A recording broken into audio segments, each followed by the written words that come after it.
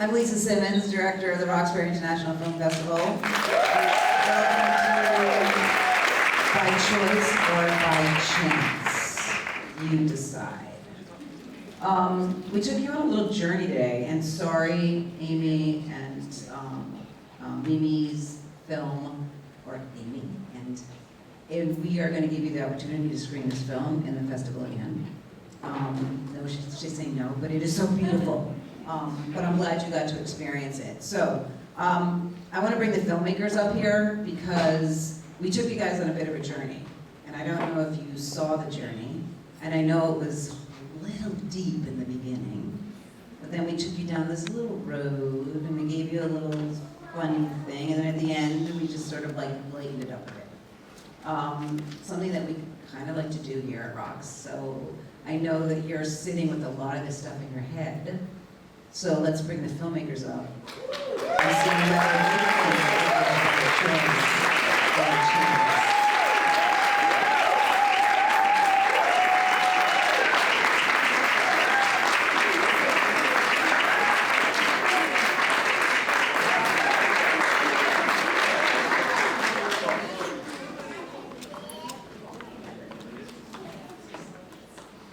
Okay, so I'm just going to ask like one or so questions, but I really want to open it up to the audience because I'm sure you have some questions. Another round of applause. Okay,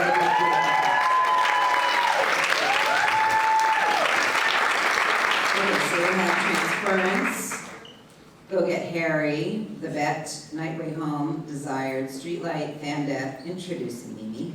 And Cruella. So I would love, we only have 2 mics. I'd love for you to introduce who you are. And then pass the mic down and what your film was.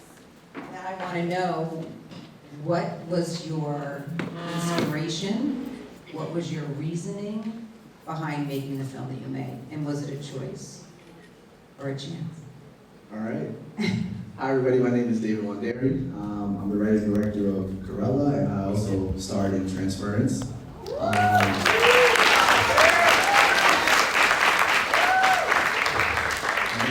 answer your question, well, first of all, thank you to Roxbury. Like, this is so dope.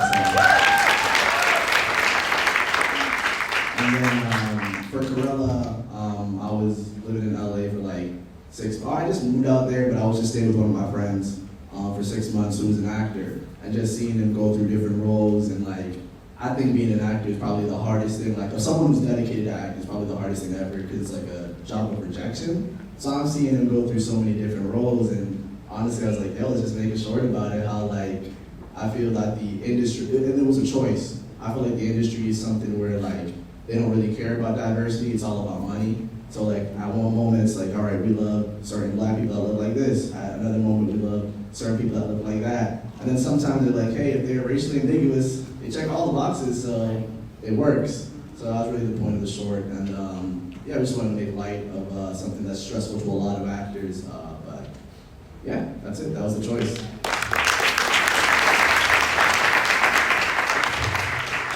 Hi everyone, my name is Ariel Somerville. I'm actually a producer on Go Get Harry. This director Kobié right here. Kobié brought me along on this project to work together. He wanted to do a timepiece and brought me along. He's a brilliant writer. And yeah, I just want to say thank you for Kobié for allowing me to be part of the film, and Roxbury for bringing us along. Thank you so much. Really appreciate it. And it was the choice. It's an anti-war film, especially with everything that's going on in the culture, in the world.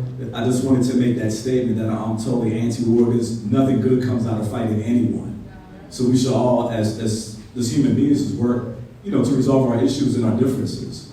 And so, and I was inspired to make this film because my stepdad, who was a retired cop, he was also was an aspiring writer at one point. So he's been in my life since I was a year old, and I was just watching right at the typewriter, and he wrote a short story called Go Get Gary, which is about a soldier in Vietnam. So it's kind of a dedication to him. So thank you so much. Hi, my name is Angel Vincent, and I wrote and co-directed Desired. I was inspired by like my own personal journey, like loving myself and loving what I see in the mirror. I contemplated getting a BBL, and it wasn't until like I saw various videos on TikTok and Instagram of women talking about their recovery process and how gruesome it is, that I was like, I want to write something about this. And I kind of wanted a story that people can resonate with, because we've all been there where we may not love what we see, but we grow too. And so yeah, I wanted Desire to highlight that. Hi, my name is Quincy Cho. I am the writer behind Fan Death. I also played Apple. Fan Death is actually a selection from a proof of concept I'm developing called the Mama Cho Show. And the Mama Cho Show it's a proof of concept for a sketch series. And it came out of very much of like being an actor in LA and not being seen for the things I wanted to be seen for. And also my mom crashed on my couch for 2 weeks and she had opinions about everything, like how many toilet paper squares I used. And so I was like, what would it be like if she were my roommate, and created this. Fan Death in particular, in the series that I'm also the creator, producer, head writer for the series. This particular episode is Seb's like introduction into the series, and it was really important to me, given our experience as actors of color, that he not be tokenized. So when we were in the writer's room, like developing his particular intro story, I was like, it just kept being like the token friend to Apple's character, and I just really didn't like that. So I worked on, I just kept going back to the page to be like, what can we do that shows him within the context of exploring the Asian American experience? And we got Fan Death, and the thing that I love about Fan Death in particular is, selfishly, I just wanted to work with my best friend. He's actually my real best friend. But in servicing a character and honoring who the character was and not what he is, I realized like I couldn't tell this story with a full Asian American cast. Like, it is because I have a diverse cast that I was able to do something like this. And so yeah, that's a little BTS about how it got me.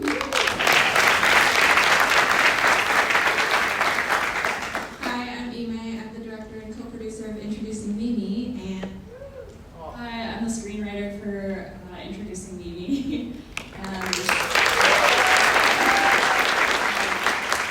Yeah, the story came about because I was taking Mandarin lessons. I was trying to reconnect with this language, but also in my mid-20s, and I feel like this is a weird age where you know in your heart who you are, but you don't know how to express it or communicate it to other people quite yet. So I think, relearning the language and trying to find those words also resonated with me in my time of life. So hopefully everyone can relate to the story, even if they're not trying to literally find the words for who they are. And then by choice or chance.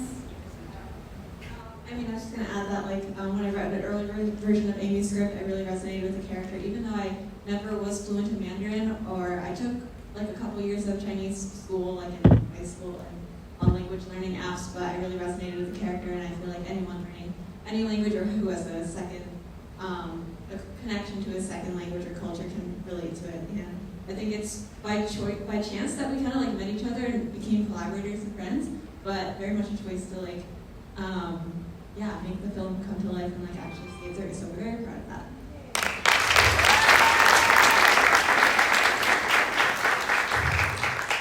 Hi, my name is Yenny. I directed, wrote, and starred in Transference. And this is my co-director, Tyri.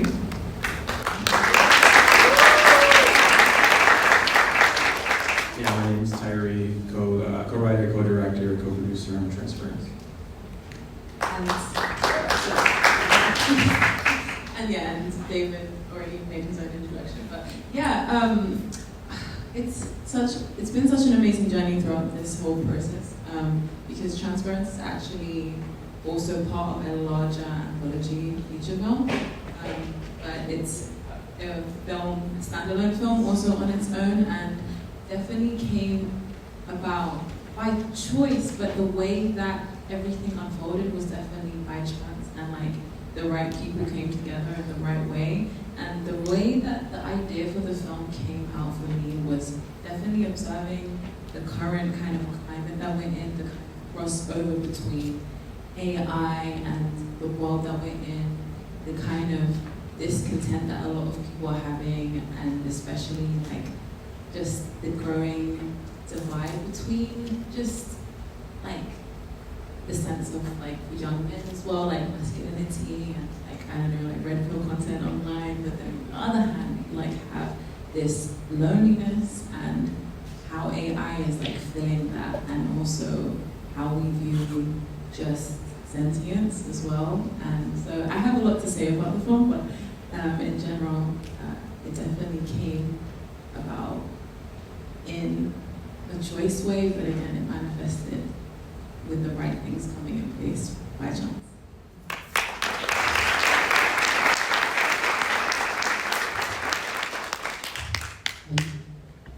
Hi, I'm Nicole from Chicago, and I wrote, directed, and produced the bit.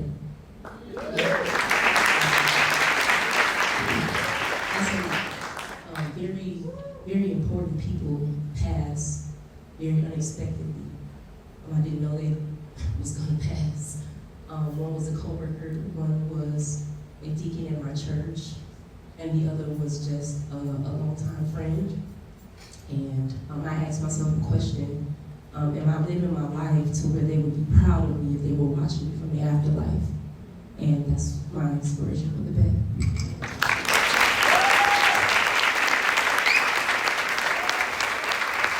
Thank you all very much. I mean, all incredibly different films, but all sort of have this through line, so we wanted to bring them to you. So I want to open it up for questions. I don't know if you guys have questions, or if you just, I mean, there's so much to unpack in all of these, I know. But if you have any questions, please.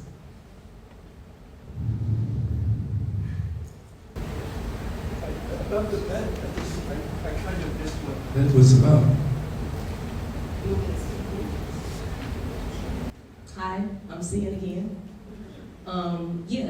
So I lost some very close friends of mine, and I imagined, some kind of angelisk, but spirit guide, and whether or not we have spirit guides that kind of help us make choices or advise us not to do certain things. So that was the inspiration for the bit.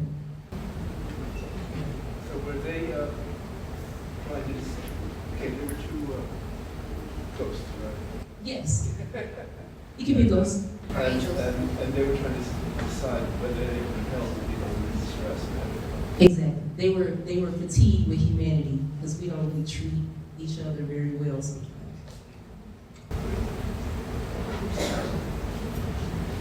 I'm just curious on the bandit because does that belief come from the Asian culture? Because I also grew up with in a Black culture believing that the thing is you don't want to leave the fan on at night, but actually it wasn't that you would die, but you'd get like Bell's palsy, so your face could freeze. Facial paralysis. Yeah, I don't know.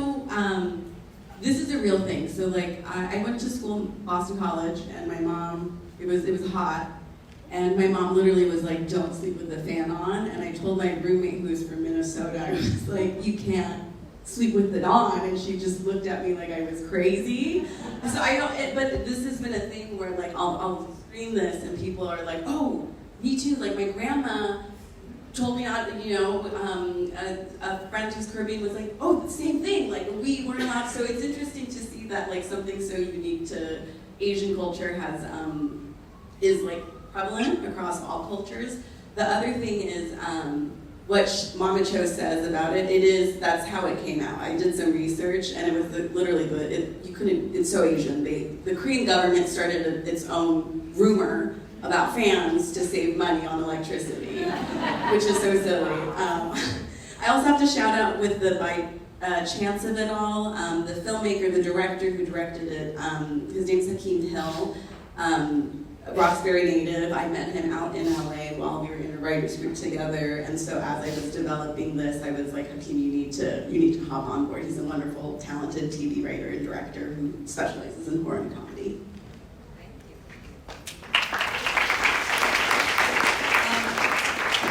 You know, we are, as we talked about a little bit in the beginning, in these really difficult times.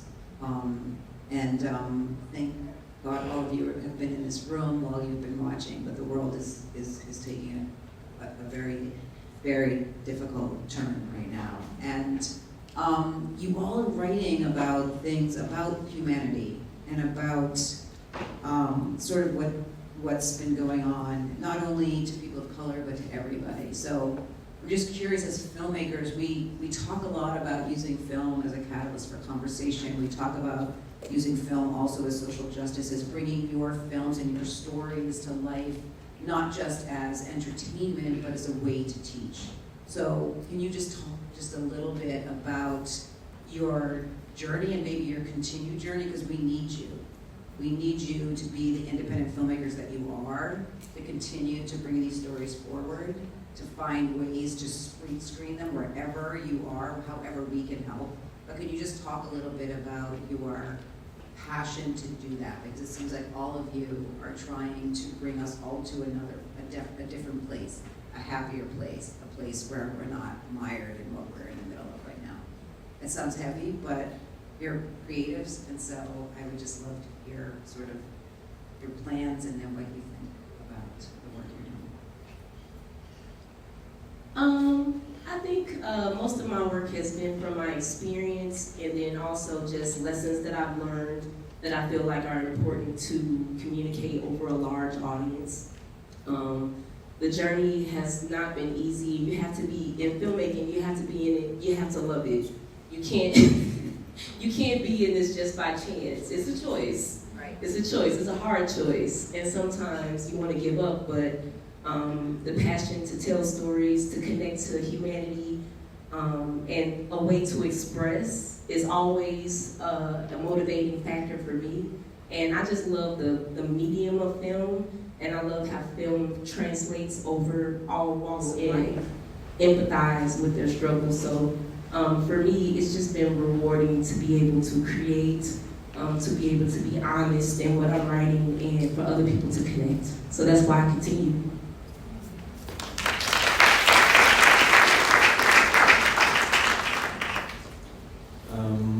So I was also the editor for Transference, and as you can imagine, I've watched this film a million times. And it was only today that I realized how interconnected our characters were. You know, David's character being a real person and Yenny's character being artificial. And I started to realize that, like, towards the end, a lot of what Yenny's character was saying was very much relevant to her character, of course, but it was also this, like, interesting projection onto David's character, just of wanting to be real, you know, wanting to be seen, wanting to feel.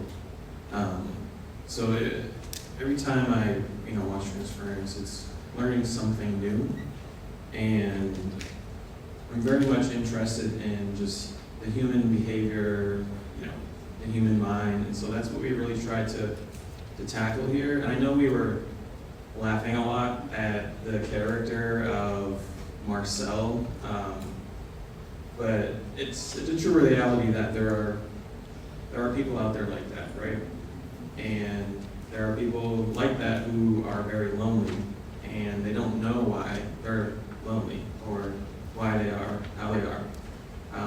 So it was a very interesting exploration, especially since it was co-written from a woman's perspective, from a man's perspective. So we were able to intertwine that into the story.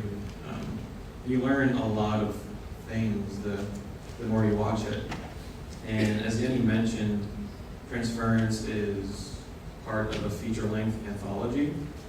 The anthology is called Glass Rabbit, and there's 5 original stories in the film, and they're all kind of edgy, I guess dark, but in that realm of just like human exploration, on behavior in the mind.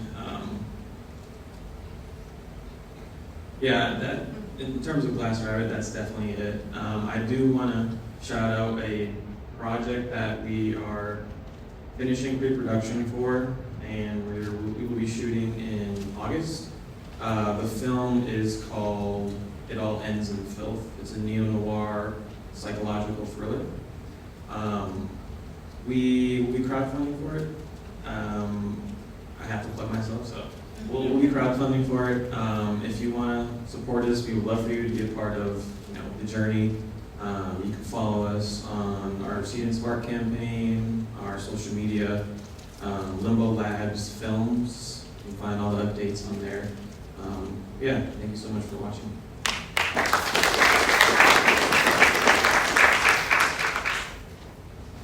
Really bad. But I'll just give my little 2 cents, just from also my perspective. Because every time, like we like Ty said, we've watched the film so many times, but there are different things that are embedded in the film that come out every single time. Like there's the comedy aspect, but then there very much is the human exploration and the social commentary aspect of it. And also, like with me, I do really like to kind of add in with like detail, and one of the details is the use of color, and I just want to mention this because it's very intentional throughout the film. So even as we see like Eva, the AI, my character, as she goes through this kind of process, she actually becomes more and more like colorful. So she goes from being kind of more of this just like a creation into being kind of her own creator, and we kind of see also the value of humanity, and actually that when we're disconnected from humanity or from nature, we kind of want to go deeper into an escapist kind of route, and when we're connected, we actually do want to be present, we want to be outside, we want to be connected to humanity. And that was very much something that I wanted to portray throughout this film. So outside of the entertainment value and aspect of that and the loss, I also hope that that was something that people could pick up on. But yeah, otherwise, I think you nailed it with explaining. Yeah, thank you. Yeah, I feel like this idea of using your language, fancy sociological terms on it, like assimilation. But I think a big objective for us for like making a comedy about something that actually feels really tough and frustrating is that people can, it's not to make light of it, but it's to, comedy is a way to process like where there feels like, unevenness or, irony. So I think comedy is actually a tool to talk about really difficult topics. And just community.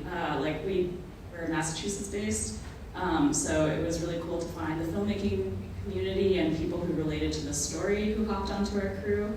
I think Cindy's here, she's on our crew. Shout out. So it's just like community and comedy, I feel like are 2 big objectives as we move forward into very uncertain future. And as you saw, Mimi, our main character, is so like she wants to be a storyteller. Whatever the medium is, like for her, it's writing, it's painting, it's telling stories through art. It's like I feel like Amy and I feel the same way. It's like we want to tell stories, we want to watch other people's stories, and we're very grateful to be a part of festivals where we can meet other filmmakers, watch other films, and just hear other people's stories. And at the core of it, I think it's just like we want to all like have empathy for each other, and like I feel like the closest it might get to like us walking in other people's shoes is like to hear, watch, consume other stories, and tell your own.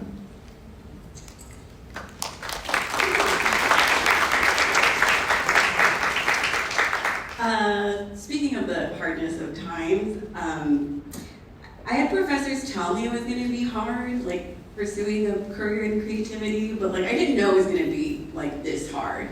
Someone said, you make a choice, like you make that choice every day, and I because with every rejection you could stop, right? But you have to keep going. And I think the touchstone for me that has helped me keep going is really fine-tuning my why. And I think about Faith Ringgold said this in the documentary, like, what opportunity, right? And I think about how for so long, when you're a person of color, I feel like you have to create your own opportunities, and oftentimes you're also doing it for the person behind you, so that they don't have to go through what you did. And so very much when I'm in a tough place of like, what am I gonna do, where am I gonna go, I think about my why, which is I just want to create a sandbox for everyone to come and play in, and we don't have to deal with like the bullshit of outside. That is it's a touchstone I visit often, and then I find that it re-energizes what I'm doing, and it allows me to connect with people and keep going, keep going, keep going.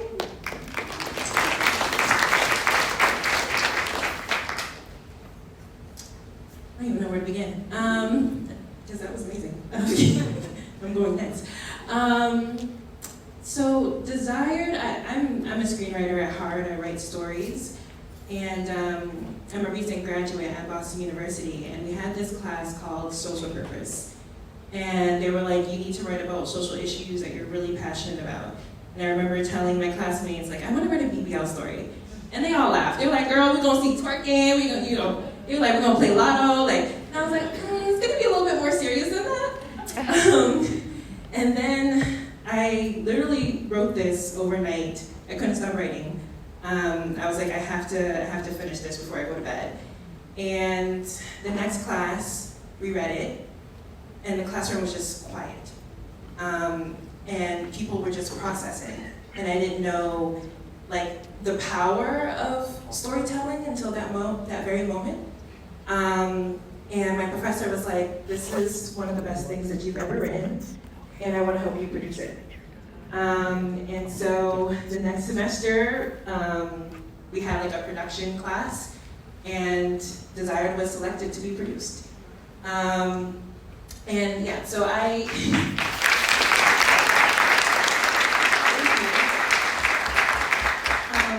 love writing stories that spark dialogue. I like writing about topics that people normally don't talk about. And so that's what really inspired Desired, and that's what really truly inspires me to write and keep writing. Yeah, this is the first shorts of many.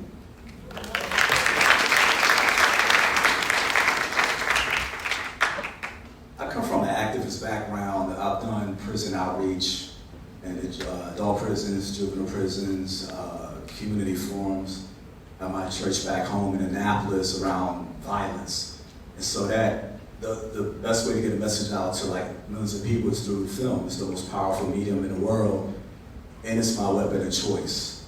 And so with Go Get Harry, I think it's, speaking as a Black creative, I think it's important to be intentional about everything, which is the reason why you see two dark-skinned Black actors.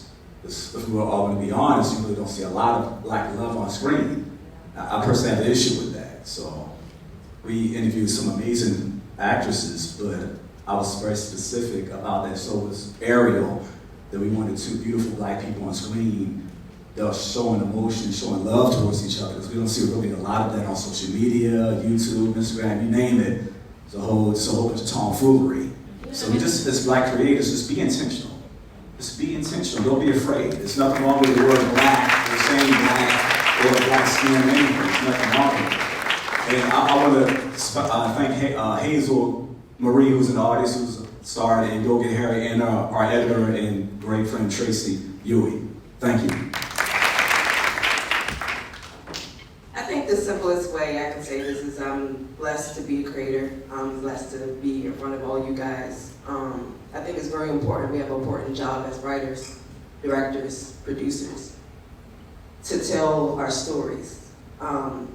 You know, there's some people that want to take away our history, take away books, all these things that we have that tell our story, and it's our job to keep it going. I have a 5-year-old daughter and I have a 2-year-old son. I'm going to make sure they know everything, our history, and I'm going to keep it going. We're going to keep producing, we're going to keep writing, we're going to keep doing it. We're never going to let our stories disappear.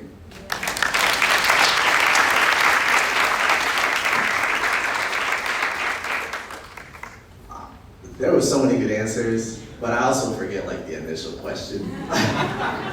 So, well, first and foremost, I'm like super privileged like to listen to everybody's stories here. I'm like, yeah, you guys are amazing. I mean, I think I'm pretty good too, but like I'm like, it's a privilege like to really be with all these different actors from like different backgrounds. So, thank y'all for the stories. Then for myself, I would just like, I'm a filmmaker, so I love to act. I really do love writing though. I've always been a writer, and then I do love directing. Someone mentioned this. It is a very expensive and painful thing. I don't even know why I keep on doing it, but it's fun. I feel like it's a weird addiction. It's like, man, this is gonna suck every time I do a film, but I can't stop doing films. And I've recently moved out to the West, which has been really, really dope. But it's the same thing out here where it's like just finding your community, finding amazing people you want to work with.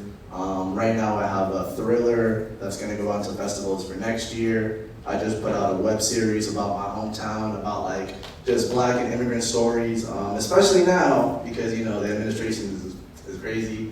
And then I'm working on a TV pilot with my mentor. We're trying to pitch about Lowell, Massachusetts specifically, and just like the immigrant and diverse people out there. So yeah, I'm gonna keep on working. I'd love to collaborate with anybody here, and I'm super honored to be here. The series called The Lowell. If you watch it on YouTube, I do love that. Can we give another round of applause to these amazing filmmakers?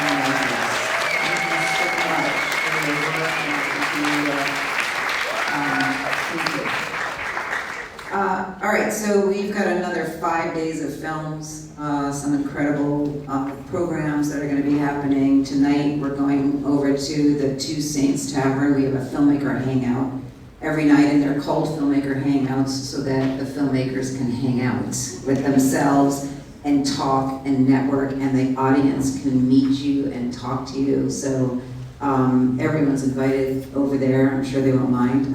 There might be karaoke tonight. I don't know. But thank you all for coming tonight. Greatly, greatly appreciate your support, for being here for ROXFILM. We are passionate about bringing these stories to the forefront and humbled by your work. So thank you so much.